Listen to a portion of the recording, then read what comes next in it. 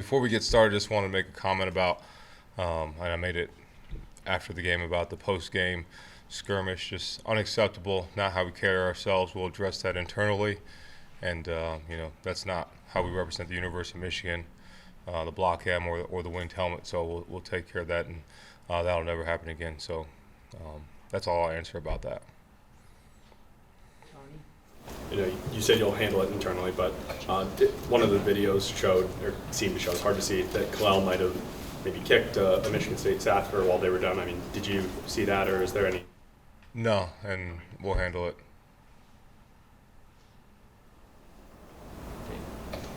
Andrew? Will there be any suspensions from it, I guess? People not playing in football games? We'll handle all of that internally, so we'll see.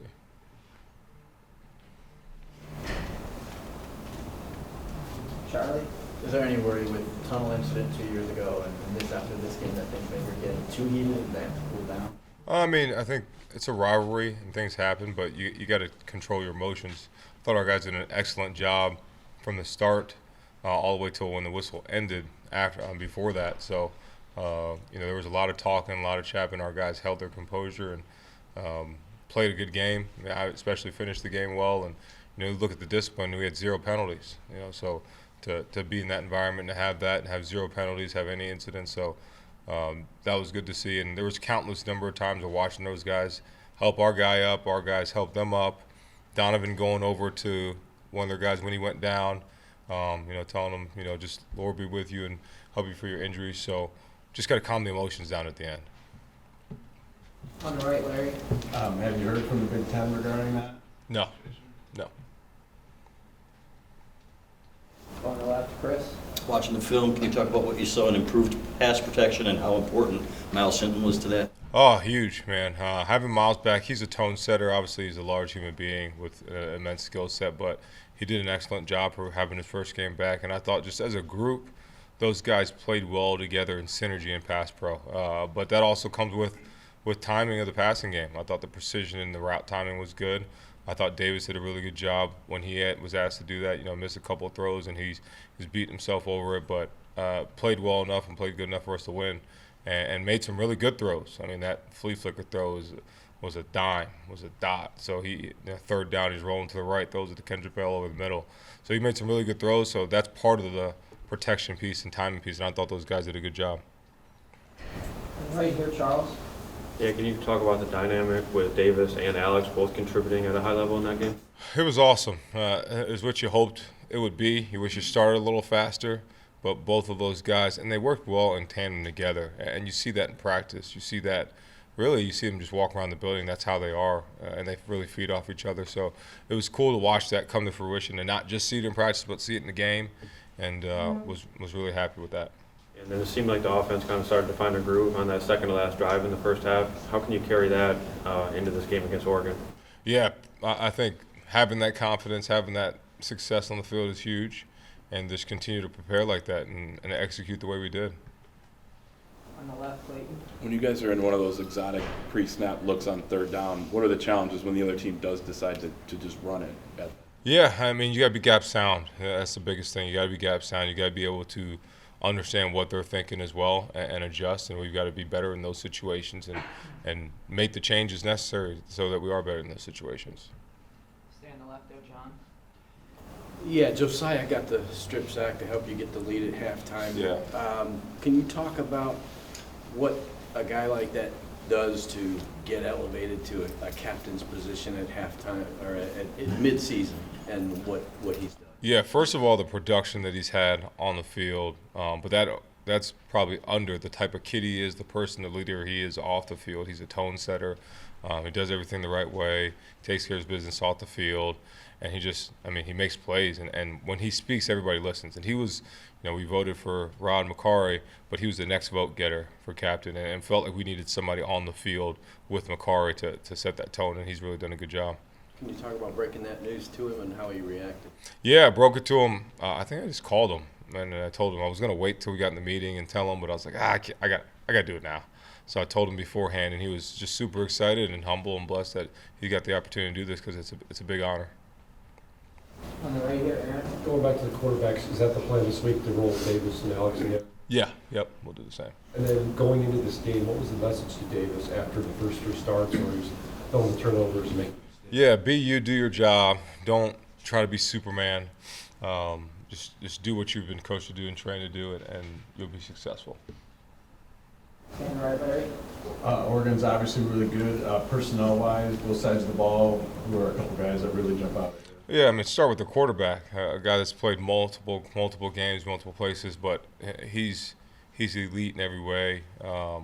Reading coverages, making plays, making throws down the field, controlling the offense with his feet. So you got to do things to confuse him and make him uncomfortable. The O-line is really, really good, one of the best in the country. And personnel-wise, from left to right, they're all really good. The skill guys are fast, twitchy. Evan Stewart, really, really good. He stands out. So do the other guys. And then the running back, he's violent runner. He's a smaller guy, but he's a violent runner, runs physical. And then defensively, they just play really good team defense. They've got good players, but they play great team defense. Coach Lanning has done a great job with the scheme, and their DC has done a great job. So it's going to be a challenge.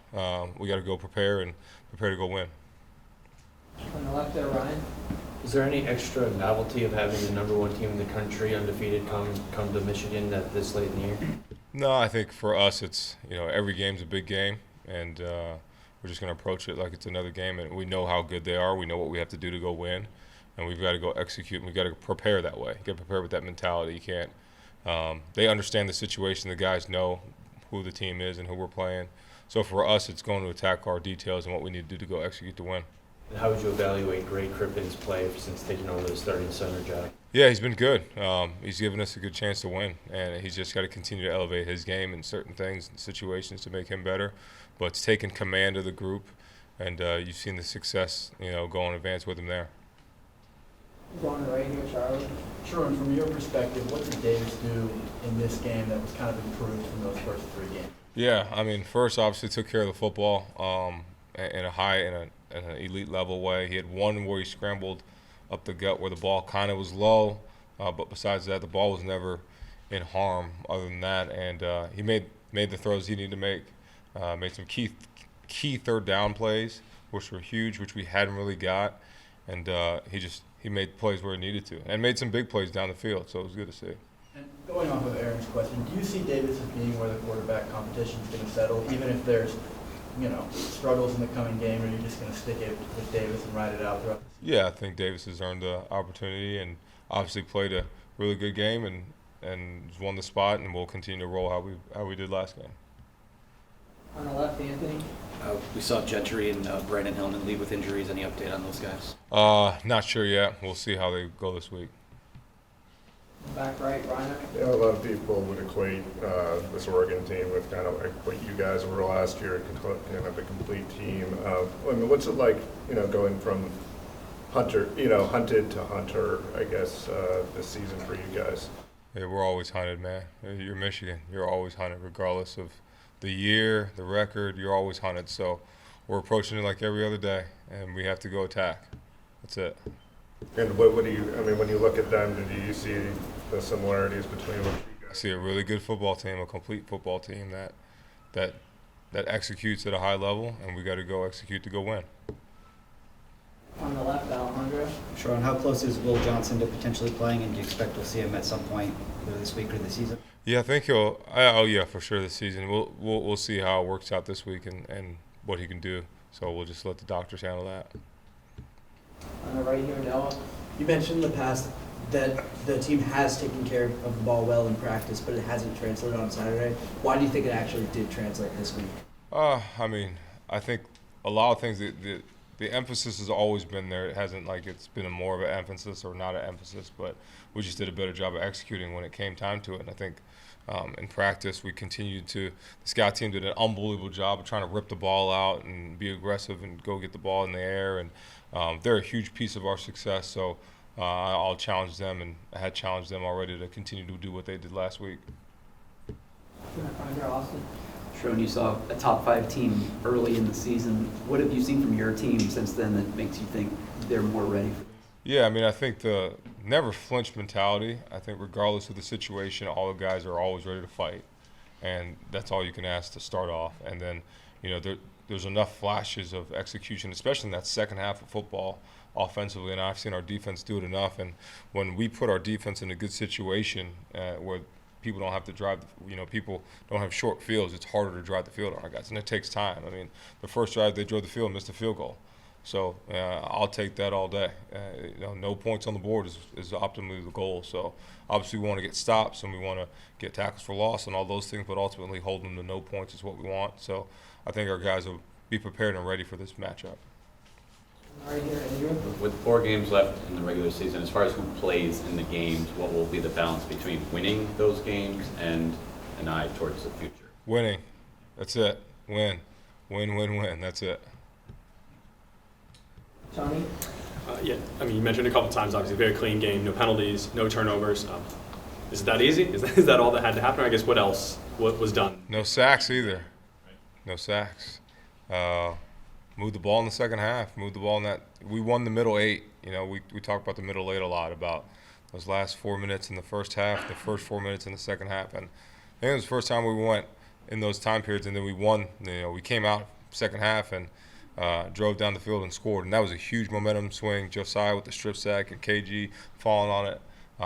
Didn't want to pick it up because he, didn't want to think about the last time, but it's okay if he seatbelted it and tucked it. He would have been good, but he fell on it. It was a huge play for us. So I think winning that piece of the game was huge and led us to win the game.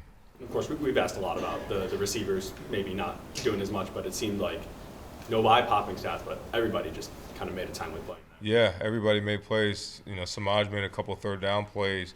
Peyton O'Leary caught the hitch and made the guy miss and got that drive started. Tyler Morris caught the big deep pass. Kendrick Bell caught a third down pass. So it was spread around really good, and guys just, everybody's doing their job. Don't try to be Superman. Just do your job. That's all we want to do.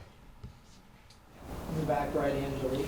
Sherrone, playing off the Superman comment, you said you told Davis not to be. Do you think initially he was pushing himself, trying to be that in those first 3 games? I mean, I think anytime you win the job and the adversity that he's been through in his life and what he's done, I think he always wants to prove people wrong. And for him, it's just, dude, just be you. That's all you need to do. You don't need to do anything extra. And there's probably always some piece of that. He's got a chip on his shoulder for his life and what he's been through. So just giving him that support to know that we got his back. And even he missed a throw in the game. He's like, dang it. I'm like, dude, calm down. And I joked with him, like, the last time you missed one, you threw a touchdown in this drive. So just maybe it's good luck. And but he's that type of guy. He's a competitor. And the cool thing about Davis is, he sat down and was benched, and he was the same person. He was in here studying. He was in here doing the same thing, still doing the test, doing the things right. So just very proud of him and the way he played and what he did. So it was huge for us.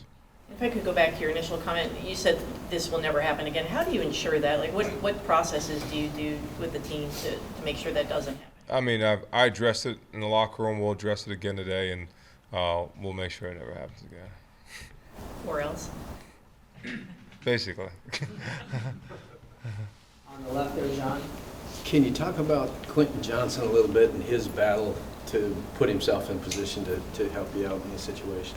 Yeah, I mean, I think Q, being an older guy, has definitely taken steps, and he was fighting through some things and definitely pushed through it in this game. But he's a guy that been here for so long, seen the ups, seen the downs, and really pushed through any adversity that has ever been his way. And he's just been the same guy, been a leader, been a culture provider that you need in the locker room, and a guy that we really glad we brought back.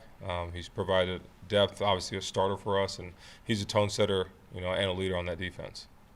Got time for a few more. We'll start with Reiner. You said you saw obviously flashes of the offense, and overall, I mean, you got what you wanted with the turnovers, no sacks, as you mentioned.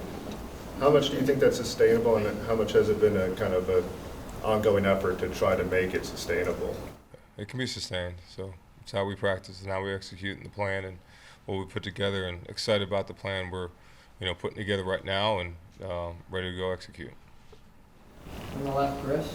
There's always speculation now when one of your better players or anybody's better players gets hurt or he's shutting it down, so on and so forth. Will you just talk about Will's competitiveness and why that's not the case? Oh, yeah. Will is not. Will has no plan of just shutting it down or anything like that. Will, if he could go out there, he would go out there in a heartbeat. And, I know that he'll be back out there at some point this season, whether it's this week, next week, whatever it is. And there's zero doubt in my mind that he's a competitor that wants to be out there with his teammates. So I know he'll be back. Ultimately, whose decision is it whether or not he plays? Is it up to the trainers? Yeah, trainers. Yeah, I'm not making any of those decisions. So trainers and doctors, they say he can go, and then we go from there. On the left, Clayton? Mason almost doesn't get talked about a lot because we've all come to expect he Mm-hmm. does. But what do you like the most about what he's given you, playing more snaps and still being extremely? He's an absolute game wrecker. I mean, dude's in the backfield every other play.